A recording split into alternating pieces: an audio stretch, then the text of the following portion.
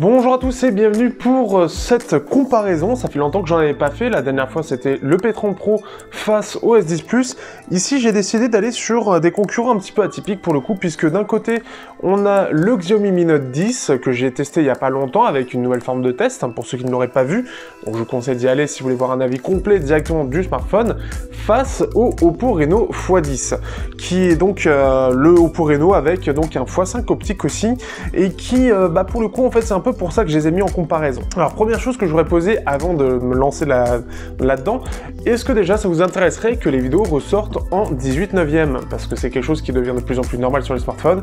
J'en avais parlé hier en live, hier, au moment du tournage en tout cas, c'était hier le live.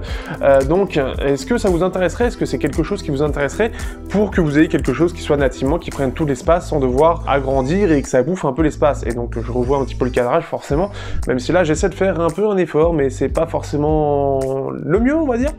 Bref, ce qui fait que ça c'est une première question que j'ai. Sinon, en soi, pourquoi avoir choisi de mettre face au Mi Note 10 le Oppo Reno X10? Parce que clairement, je l'avais dit dans le test, au niveau de l'inspiration, sur le design notamment, c'est surtout face au Huawei P30 Pro. Le problème c'est que bon, c'est pas forcément facile d'être en face de demander un Huawei, et en plus de ça, son capteur principal ayant un énorme défaut que je ne supportais pas, je me suis pas dit que ce serait très intéressant. Donc je me suis dit plutôt aller chercher sur ce Oppo Reno X10 quelque chose qui était très intéressant, surtout en termes de qualité photo, notamment au niveau des couleurs, pour comparer notamment sur la partie photo, mais aussi le reste, parce que ça reste deux smartphones qui sont en soi atypiques, qui ont une approche un peu différente et qui vont avoir vraiment des choses différentes en termes d'approche, en termes de changement en fait, tout simplement, de choix qui vont être vraiment intéressants. Alors, on y va tout de suite, voir ce que donnent ces deux smartphones, sachant que celui-ci est sorti à environ 500 €, on peut le retrouver un peu moins de 500 aujourd'hui, et celui-ci a été lancé à 800 €, pour le coup c'est un vrai haut de gamme, qui est descendu à environ 600 à l'heure actuelle. Qu'est-ce que vaut tout ça? Quelle vaut la comparaison entre les deux? On voit ça tout de suite.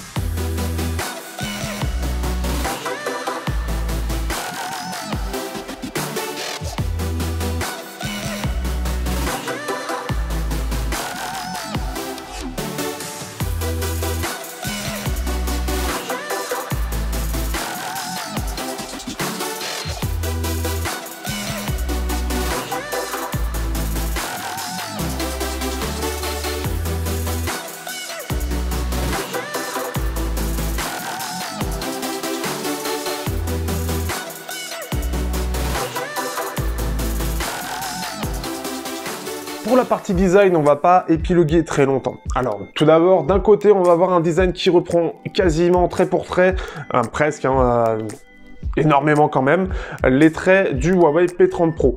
On appréciera quand même, surtout au vu des dernières plaques de cuisson que l'on a vu, la disposition des capteurs, malgré qu'il y en ait 5, on a quelque chose tout en longueur, avec la macro discrète, ce qui fait que ça reste quand même bien design. Donc pour le coup, même si ça reprend du P30 Pro, ça reprend le bon côté en termes de design du P30 Pro. On va avoir ce côté incurvé à l'arrière et à l'avant au niveau de l'écran, donc ce qui fait que c'est quelque chose qu'on peut apprécier ou non, notamment sur les protections d'écran. Je parlerai d'un petit partenariat avec Wi-Fi qui est intéressant, notamment pour les protections d'écran, pour ceux qui seraient intéressés.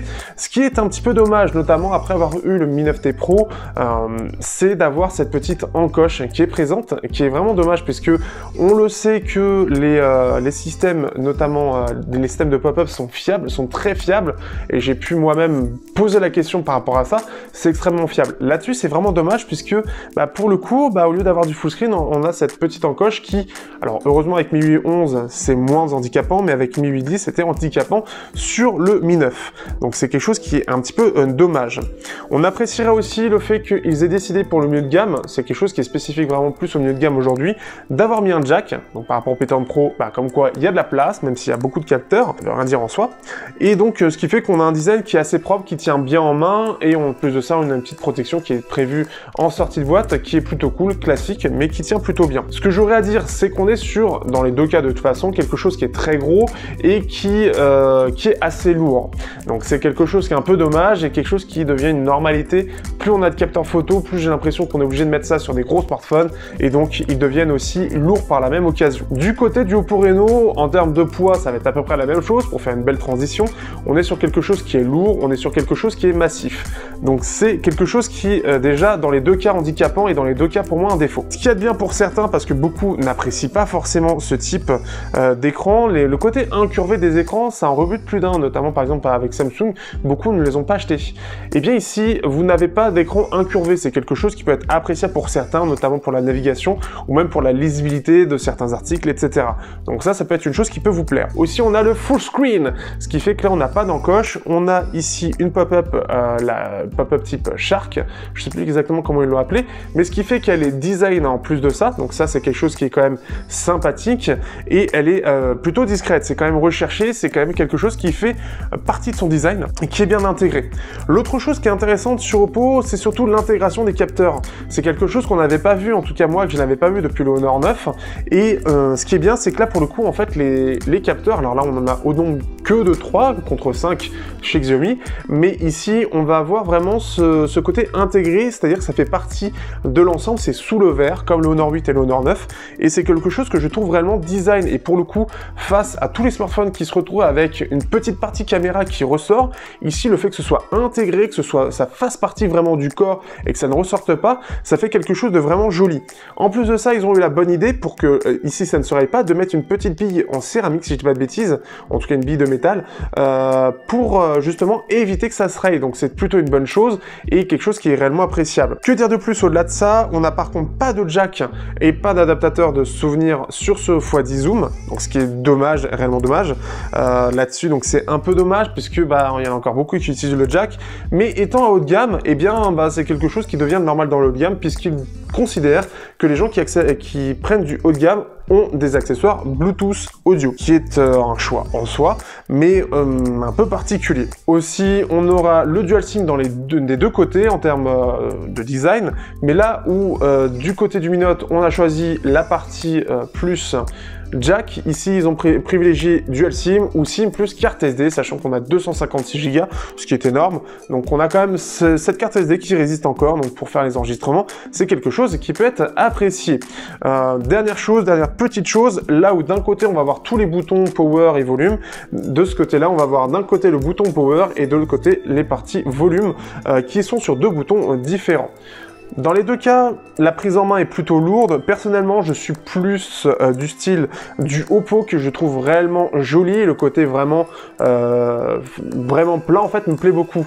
De plus, le fait que, en plus de ça, les capteurs ressortent beaucoup fait que il ne sera jamais vraiment plat sur la table, puisque quand on va appuyer, en fait, ça va bouger. Donc ce qui fait que c'est pas terrible. Tant que j'y pense au niveau du lecteur d'empreintes, dans les deux cas, on l'a sous l'écran. Dans les deux cas, il est réactif. Donc c'est une chose qui est quand même sympathique. Donc pas vraiment grand chose à dire. Hop, petit test. Voilà, vous pouvez voir ici. Et là, ici. Donc ce qui fait que dans les deux cas, c'est très bien. J'ai pas grand chose à dire de ce point de vue-là. Les deux sont très bons. Voilà pour la partie design. On va aller un petit peu plus rapidement sur la surcouche. Vous verrez deux prises en main, je vais essayer de tenir à peu près 3 minutes. En gros, d'un côté, on a MIUI 11 et de l'autre côté, on a ColorOS 6. Alors, MIUI 11, c'est une surcouche qui est assez complète, mais j'aurais deux défauts. D'une part, la RAM qui est assez agressive sur cette ROM, très agressive, et on le voit beaucoup plus surtout quand on fait de la photo dessus, elle est vraiment trop agressive. Sur le Reno, je la trouve moins agressive, on peut plus jouer avec, entre guillemets, donc ça, c'est déjà une première chose à mettre. Dans les deux cas, on est sur une surcouche chinoise. Donc ce qui fait que on est sur quelque chose qui est en soi assez complet. MIUI, lui, à ce côté où depuis MIUI 6, on a, et c'est le deuxième défaut, à peu près le même design, on a à peu près globalement la même chose. Ça n'a pas réellement évolué. C'est quelque chose que je trouve un peu dommage puisque j'ai toujours l'impression d'avoir la même chose depuis des années et c'est quelque chose qui, entre guillemets, me frustre parce que, certes, j'aime bien la nouveauté, je veux pas que ça en fasse trop non plus, mais il y a beaucoup de choses à améliorer et plus ça va, plus elle prend du retard face à la concurrence, là où beaucoup ont amélioré leur ergonomie, ont simplifié leur interface, du moins visuellement, et ont mieux amélioré la façon de montrer des options. Sur MIUI, c'est pas quelque chose qui a tant évolué que ça. Ça a un peu évolué, mais c'est comme si on avait certaines surcouches d'il y a 2 ans en fait. Et c'est là où malheureusement, c'est le gros souci que j'ai. Après, globalement, elle est fluide. Globalement, c'est assez réussi. On peut avoir quelques petits soucis. Et c'est là où ColorOS 6, lui, est différent. Donc on a bien évidemment, comme je l'ai dit, une surcouche chinoise. Alors par contre, il y a eu une grosse évolution sur certains points par rapport à ColorOS 5, notamment le retour des notifications au haut de l'écran. Ça a voulu se la jouer un peu trop Apple, et ça m'avait un peu saoulé de ce point de vue-là sur ColorOS 5. Quelque chose qui est revenu. Ça a l'air con, mais surtout quand on est sur du full screen, c'est bien d'avoir toutes les notifications. On a aussi globalement quelque chose qui est bien présentable. On aura comme point négatif toujours des choses, hein, des choix de design très particuliers comme cette partie-là, que vous verrez. Ce qui est un peu particulier. Par contre, ce qui a toujours été excellent chez Oppo, c'est la fluidité. Autant sur MIUI, la fluidité est plutôt bonne, mais elle n'est pas parfaite, comme beaucoup d'Android. Et aussi chez Apple, on en parlera sur notre vidéo. Mais ce qui est bien chez Oppo, c'est qu'ils ont voulu se la jouer Apple aussi sur la fluidité, et ce depuis très longtemps. Donc sur certaines applications, par exemple, le scroll va être limité, mais va permettre une meilleure fluidité. L'un des choix que je prends souvent pour parler de la fluidité et de la gestion de la fluidité, c'est surtout Twitter. Twitter, si je fais bien les choses, sur Twitter, on a chez Oppo une fluidité qui est quasi parfaite. Là où, même chez Apple, je trouve que on est globalement la même chose que chez Apple sur Oppo. Donc je ne sais pas quel est leur petit tips pour trouver leurs petites astuces pour arriver à faire la même chose qu'Apple, là où ça va accrocher un petit peu plus sur MIUI. C'est le cas aussi des animations. Pour le coup, en fait, globalement, les animations sont plutôt propres. La seule chose, c'est l'animation ici qui est très moche sur la barre de notification. On a dans les deux cas pas mal de choix, on a pas mal d'options, on a vraiment ce côté un peu chinois, un peu appelien, pardon. Donc après, à vous de voir ce que vous cherchez, mais dans les deux cas, vous ne serez pas déçus. Ça reste des surcouches qui sont très complètes, qui ont une identité très forte. Donc dans les deux cas, vous serez dépaysé si vous venez d'un Android classique, et qui en plus de ça maîtrisent plutôt bien à l'heure actuelle quand même leur sujet. On va avancer un petit peu et on fera la partie multimédia en toute fin de vidéo. On va avancer sur ce qui est quand même intéressant sur ces deux smartphones, et c'est pour ça aussi que j'ai repris le x10. C'est la partie photo. La partie photo, d'un côté, on a un triple capteur, donc on a le 48 mégapixels qui a fait beaucoup parler de lui, un 8 mégapixels en très grand angle, qui est un poil limité en termes de définition, et on a un x5 optique de 13 mégapixels. De l'autre côté, nous avons ici quelque chose d'un peu plus complet. On a un très grand angle de 20 mégapixels, si je dis pas de bêtises. On a le 108 mégapixels de Samsung qui est sorti, et qui a fait beaucoup parler de lui aussi, et qui pour le coup, Xiaomi a eu un petit peu l'exclusivité, ça a été les premiers à les sortir. On a un zoom x2 optique, ce qui est une excellente chose et j'y reviendrai, ainsi que un macro aussi de 2 mégapixels. Alors, on va parler d'abord du Xiaomi, histoire d'en parler directement, et de parler déjà de la dernière chose dont j'ai parlé, le capteur macro. Alors, Honor l'a déjà fait et j'aurai exactement le même avis, et la même chose bien évidemment que dans le test. La macro ne sert strictement à rien. Je ne vois pas l'intérêt de ce capteur macro. Certains peuvent l'utiliser, certes, c'est joli, certes, mais on peut faire des plus belles photos avec le capteur principal ou même le grand angle. Et le P30 Pro, pour le coup, proposait ça avec une macro avec le capteur principal à 4 cm et 2,5 cm avec le capteur grand angle. Ce qui fait que je ne comprends pas l'intérêt de ce macro-là, puisqu'on peut faire des photos plus fines, plus jolies, plus détaillées qu'avec le capteur macro qui est sur le même smartphone pour autant. On a juste besoin de faire un zoom x2, et en fait avec le zoom x2, on se retrouve soit avec à quel point c'est proche, on reste plus loin du capteur macro par défaut quand on prend la photo. Par contre, on va pouvoir recadrer s'il faut, et on va pouvoir voir beaucoup plus de choses, beaucoup plus fines, et on va pouvoir beaucoup plus recadrer que ce que propose le macro avec sa limite des 2 mégapixels qui est vraiment très limitée. Donc ça, c'est une première chose. Sur globalement les capteurs sont globalement bien maîtrisés. Mais j'ai deux problèmes avec, et vous allez le voir dans les photos, avec les photos du Xiaomi. D'une part, la colorimétrie et les contrastes. C'est-à-dire qu'il a une colorimétrie qui, pour moi, est complètement à l'ouest par certains moments. Et c'est pour ça aussi que j'ai pris l'Oppo Reno, j'ai pris d'autres smartphones, j'ai fait face au Honor View 20, j'ai fait face au Meizu 16e, j'ai fait face au Mi 9T Pro, et dans les trois cas, même le Mi 9T Pro, qui est pourtant assez proche, bah, il y a un souci de colorimétrie. C'est très terne, c'est très fat, ça manque de contraste, c'est loin de la réalité. Ça reste en soi, et ce qui est une bonne chose, cohérent entre les capteurs, mais le choix des couleurs, et lui par contre, m'étonne beaucoup. Donc ce qui fait que j'étais assez déçu, j'ai pas vraiment apprécié de prendre des photos avec. Là où justement l'Oppo Reno, déjà j'avais vu ça avec l'Oppo Reno 2 qui m'avait assez bluffé de ce point de vue-là, l'Oppo Reno x10, quand il était sorti, je l'avais trouvé un poil moyen, notamment en termes de détails. Par contre, au niveau de la colorimétrie, il y a eu des mises à jour, et qui fait qu'en plus de ça, ça a pu améliorer quand même la colorimétrie globalement et la cohérence entre les capteurs, mais je trouve beaucoup plus juste déjà de base l'Oppo Reno par rapport au Mi Note, par rapport à quand j'ai eu l'Oppo. Maintenant, c'est encore plus juste, et ce qui fait que là, on a des couleurs vives, un beau contraste, des très très belles couleurs, qui fait que j'ai l'impression d'avoir pris la même chose en photo que ce que je vois dans la réalité, que vous allez voir avec la pochette, une pochette marron des KBR Diamond i1, des intras très sympathiques.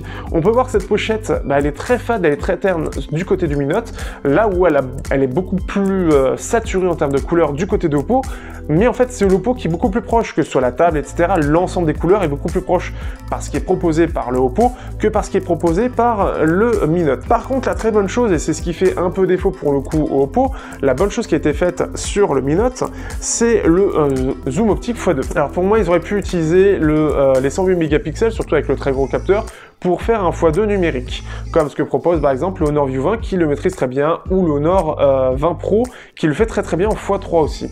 Et ce qui fait que là, ils l'ont fait qu'avec un x2 optique, ce qui fait que c'est plutôt bien parce qu'on a une image qui est plus définie globalement. Par contre, le souci, c'est qu'on se retrouve avec quelque chose qui est un peu moins cohérent en termes de bruit. Là, on a un très beau lissage sur le 108, le 12 mégapixels du x2 est beaucoup moins bien lissé. C'est une différence. Et sur le Oppo, forcément, ça fait un peu plus mal puisqu'il n'a pas de x2, et donc c'est le 48 mégapixels qui prend le pas, et c'est beaucoup moins bien défini. Le très grand angle, notamment, ça va être un petit peu mieux défini ici, mais ça se défend quand même bien avec les 8 mégapixels. Après, tout dépend des conditions, bien évidemment, mais globalement, ça se vaut plus ou moins. Les très grands angles sont surtout là pour montrer une ambiance de scène. Globalement, la scène avec le plus de visibilité possible, c'est pas réellement là où on aura les détails. C'est pas quelque chose de nouveau, mais néanmoins, voilà, ce qui fait que ça se défend dans les deux cas quand même. Pour finir sur la partie x5. La x5, le x5 optique qui est présent, d'un côté on a du 13 mégapixels en ouverture 3.4 par contre, et de l'autre on a un 5 mégapixels en ouverture 2.0. D'ailleurs, globalement, j'en ai pas parlé, mais tous les capteurs sont en ouverture 2.0, ce qui est assez bon, surtout pour du x5, ce qui est vraiment très très bien.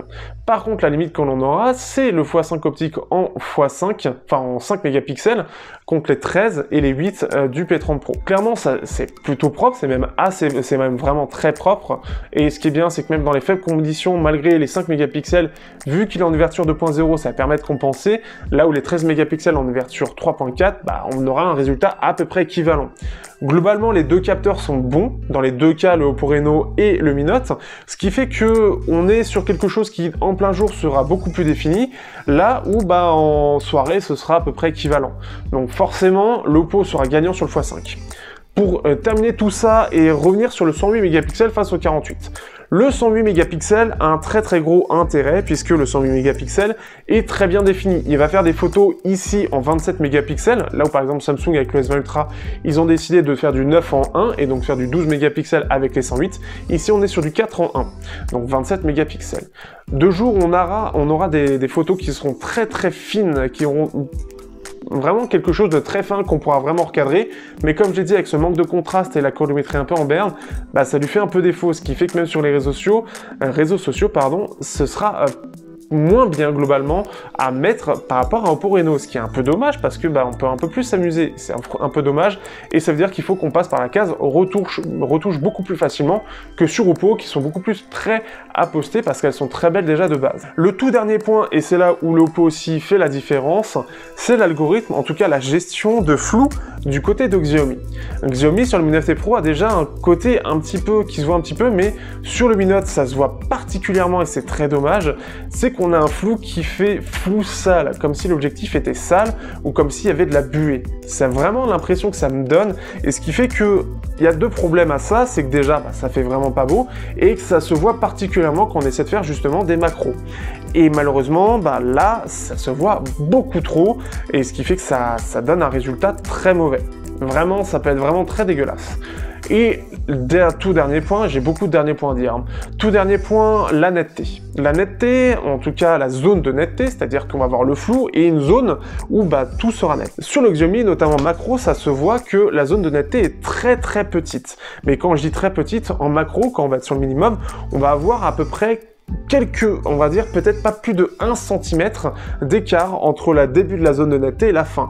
Là où sur n'importe quel autre smartphone, on en aura beaucoup plus. On aura 3, 4, 5 cm où ce sera bien net et bien défini. Là, ce qui fait que parfois, il y a des photos où, à cause de ça, on a parfois qu'elle est jamais nette. Et c'est très, très étrange et ça fait un rendu vraiment très bizarre. Ce qui fait que j'ai été très, très mitigé de ce Xiaomi. Et c'est pour ça que j'ai pris l'Oppo Reno X10 et je voulais faire la différence, avoir un ensemble, surtout sur un x10, pour montrer quel est le meilleur. Et globalement, je préfère quand même bien m'amuser avec l'Oppo Reno X10, avec en plus de ça la vidéo, j'en parle moins parce que c'est pas quelque chose que je fais réellement beaucoup et j'ai pas cette idée-là. Je parle vraiment de la photo. Et la photo, je me suis beaucoup plus amusé à prendre des photos avec l'Oppo Reno X10, malgré le manque du x2 optique. Je trouve que c'est celui qui reste le plus polyvalent et globalement avec le meilleur contraste, les meilleures couleurs et qui sont plus facilement instagrammables directement. Chez Xiaomi, ça manque réellement sur le côté contraste et sur le côté couleur, et notamment les contrastes parce que ça permet de pas ressortir les détails et c'est un gros problème puisque quand on est dézoomé, ça ne se voit pas, on est obligé vraiment de zoomer pour voir ces détails-là et ça ne ressort pas réellement et c'est un peu dommage. Donc c'est quelque chose qui serait amélioré et qui malheureusement fait un petit peu défaut ici. Donc à voir sur le Mi 10 Pro ce que ça va donner. On va aborder un petit point que je globalise un peu plus aujourd'hui, la partie multimédia. Donc ce qui fait que ça va englober la partie son, la partie écran et autonomie aussi. On va faire un peu tout ça. Donc c'est le dernier point un peu plus global. Donc ce qui fait que déjà au niveau de l'écran, on est sur dans les deux cas un écran 1080p, l'un étant 29e si pas de bêtises, ici on est en 19/9e, donc on a un côté plus large du côté de Oppo. En plus de ça, le fait qu'il ne soit pas incurvé est une différence aussi qui peut se ressentir. Globalement, les deux écrans sont très bons, donc j'ai pas vraiment grand chose à dire entre les deux, si ce n'est que, bah voilà, ils sont réussis. Selon ce que vous préférez, si vous préférez l'incurvé, ce sera plus le Mi Note, si vous préférez le côté un peu plus classique, ce sera ici le Oppo. Vraiment, ça se vaut. Par contre, ce qui est vraiment bien, c'est le fait qu'on soit en full screen de ce côté-là. Voilà, on n'a pas cette encoche un petit peu qui vient casser tout ça. Alors, sachant quand même qu'on a une petite option ici pour pouvoir la cacher, mais le problème, c'est que, alors, soit enfin, dans tous les cas, on va la rendre noire, et si on veut, on peut soit juste la rendre noire, comme certains smartphones il y a quelques années de ça, soit directement, en fait, ici, comme je le montre ici, s'il veut bien le faire correctement, ici, voilà, si je choisis la bonne option, ça va être de tout descendre comme s'il n'y avait rien en haut. Le problème, c'est que forcément, ça donne un côté asymétrique, ce qui est un peu dommage. Donc après, à vous de voir, mais c'est l'avantage d'avoir le côté ici, hop, le côté full screen, c'est qu'on n'a pas besoin de le cacher, on a toutes les notifications, etc.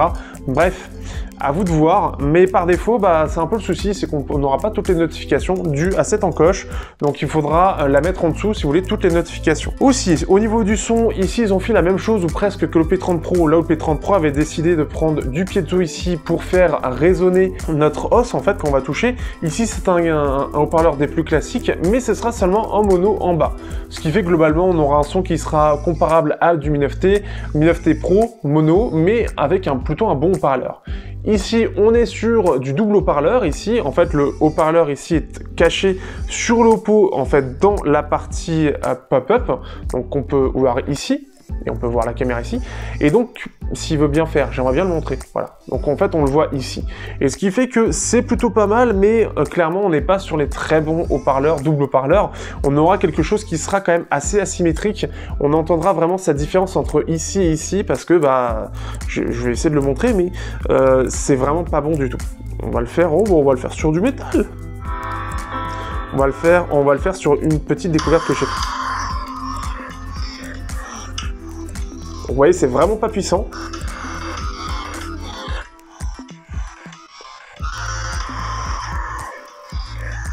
Donc c'est un peu le gros problème. Pour ceux qui connaissent pas, c'est ce que j'ai regardé au concert, la première partie, c'était Aesthetic Perfection. Voilà, petite découverte pour certains. C'est un peu particulier de montrer ça comme ça, mais si vous avez des bons intras avec des bonnes basses, écoutez ça, c'est assez bon. Bref, et c'est un peu dommage parce que, bah, au final, le dual haut-parleur, c'est un petit plus, mais vraiment très léger, et c'est trop asymétrique pour réellement s'imposer comme étant quelque chose un réel bonus face au Mi Note, où au moins il a un bon parleur. Là, les deux sont bons, mais enfin, celui du bas est bon, mais celui du haut est clairement accessoire, hein, il a presque pas d'impact sur la qualité sonore. Que peut-on dire de plus? Ici, il nous faut un adaptateur pour se connecter. Par contre, la qualité du son est vraiment très bonne. Ils utilisent ici, alors que je dise pas de bêtises, non, j'ai pas pris, mais c'est un Maxim 97-220, si je dis pas de bêtises, donc ce qui fait que c'est un amplificateur qui est plutôt bon et qui fait qu'on aura un son de qualité. Mais on doit faire avec un putain d'adaptateur et je déteste les adaptateurs. Ici, on sera sur un jack, par contre, pas d'amplification spécifique. On prendra celle qui est présente par défaut du côté de Qualcomm, donc ce qui fait que c'est correct. On aura à peu près la même qualité que ce que propose le Mi 9T sans être fou. Dans les deux cas, j'utilise aujourd'hui un FiiO BTR3 ou équivalent, le Jade Audio XC3 personnellement, pour avoir une qualité sonore digne de ce que propose un bon milieu de gamme, voire un début de haut de gamme en termes de smartphone, ce qui est assez suffisant et alimente très bien en plus de ça. Et en plus de ça, on est en Bluetooth, donc ça coûte une cinquantaine d'euros, c'est ce que j'utilise aujourd'hui. Donc ce qui fait que les smartphones sans jack, aujourd'hui, je m'en bats beaucoup plus les couilles qu'avant. Donc voilà, quelque chose que je tiens à préciser pour certains qui seraient intéressés d'un cas ou de l'autre. Donc ce qui fait que ce sera bien meilleur que ce que propose ici le Mi Note, et ce sera à peu près équivalent à ce que propose ici le Oppo, mais pas besoin d'adaptateur à la con. Je pense qu'on va terminer par une dernière chose, c'est bien évidemment l'autonomie. Le problème, c'est que chez Oppo, c'est un peu compliqué ici à déterminer. Ici, on est sur une batterie donc de 4000 mAh, ici de 5000. Pour autant, le Mi Note, malgré ses 5000 mAh, ne fait pas réellement quelque chose d'incroyable. Il va faire 8-9 heures, ce qui est bien pour du 5000, mais par exemple, si je prends le Honor View 20, je fais 9 heures aussi, mais avec du 4000, quoi. Et ici, ce sera à peu près 8 heures avec du 4000. Donc, dans les deux cas, en fait, on sera sur quelque chose d'équivalent, malgré que ici, on ait quelque chose qui est censé être plus autonome, mais dans la réalité, c'est pas le cas. Surtout que, ah oui, j'ai oublié de parler de ça, un peu de puissance aussi, hein, parce qu'il faut parler quand même de la puissance. Ici, on est sur un Snapdragon 730G, donc la version gaming, comme la même chose que ce que propose le Mi 9T. Et de l'autre côté, on propose ici le Snapdragon 855, donc forcément haut de gamme, beaucoup plus performant. Ce qui fait que, dans la réalité, les deux smartphones se comportent tous les deux très très bien. Ça va être surtout la gestion de la surcouche qui va faire la différence, mais le Snapdragon 730G est très bon.